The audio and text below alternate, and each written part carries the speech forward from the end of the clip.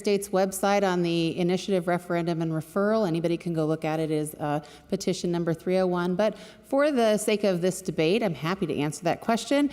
Specifically, the sections of the bill that that several of the members of this body are referring are specifically to deal with the taxation elements of the bill. That would be the 1.5%, arguably a sales tax on health care, since Section 8 of the bill allows insurance companies to collect that and give those dollars back to the government. And then it would also include the 1.5% tax on our PEB plans. Those would be dollars we believe are coming out of the general fund. It would also include the 1.5% tax on our Medicaid providers, with taxing Medicaid dollars. And it would also include the 0.7% hard tax on the hospitals. But it is public record and anybody can go read it. To the bill, Mr. Speaker. To the bill. Mr. Speaker and colleagues, let me begin by something obvious. I'm not on the Ways and Means Committee. I have 3 very busy committees of my own this session, and that means I'm relying on other colleagues and staff to figure out the complicated parts of the budget, particularly when it comes to the financing of the Oregon Health Plan, our Medicaid system here in the state of Oregon. And yes, it is absolutely our responsibility as individual members to read the bills and understand all the policies and budgets we're reviewing and voting on the behalf of the people in our various districts. But at the end of the day, Mr. Speaker, I can't know everything, and I have to rely on the work of others, particularly when it comes to the budget. That's just the way that it is, colleagues. So in anticipation of the discussion today, I sought out information that I did not have. Excuse me, Representative Hack, for what purpose are you in the privilege queue? Mr. Speaker, we don't believe this is germane to the bill.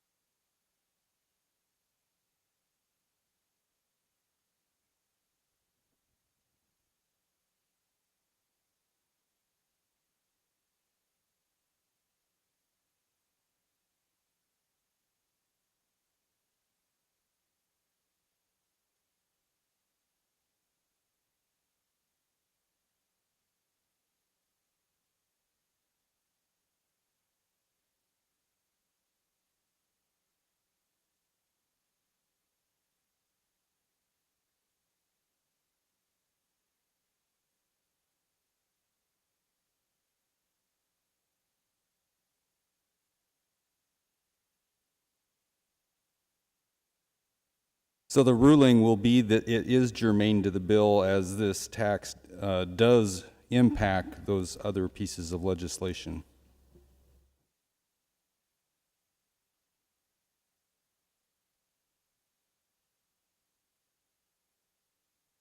Please continue. As I was saying, colleagues, in anticipation of the discussion today, I sought out information that I did not have readily at my fingertips about the specific details of the budget and how much was raised by the various components of the hospital tax, the CCO assessment, and the insurance assessment. I was given a copy of the fiscal impact statement, and having never been on a budget committee, I have come to learn that I did not know what I was missing. In my journey here, I've not really seen a fiscal impact like this before.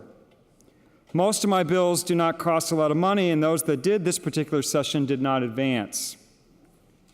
The fiscal impact statement for the financing of the Oregon Health Plan is 5 pages, single-spaced, in a small font with a lot of numbers and a lot of footnotes and a lot of explanation. Now, we've heard on this floor about the various components of the hospital provider tax and the important programs it funds. I'm not going to go into all that detail, but I do want to touch on one aspect, the insurance assessments, which raised $90 million. Mr. Speaker, and colleagues, that $90 million allows us to get $381 million in matching funds from the United States federal government. $90 million in taxes here in Oregon allows us to get an additional $381 million. That's better than a one-to-one match. It's almost a 1-to-4 match. For every dollar we put in, we get 4 back. Okay, but people pay those fees. I get it. How much are they? Well, colleagues, the amount is estimated to be $79 per year per policyholder for the small group and $81 a year for folks holding a larger group. That's about $6.50 a month to stabilize the reinsurance pool. Now, based on the analysis I have, the reinsurance protections in House Bill 2391 will keep the individual rates from going up an additional 6%.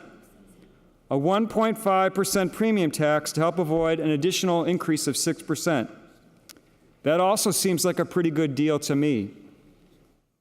Now consider that some folks in this chamber, including those that have filed a referendum on the provider tax, proposed a 1-year budget that could have used cigarette taxes and vaping taxes to cover that cost.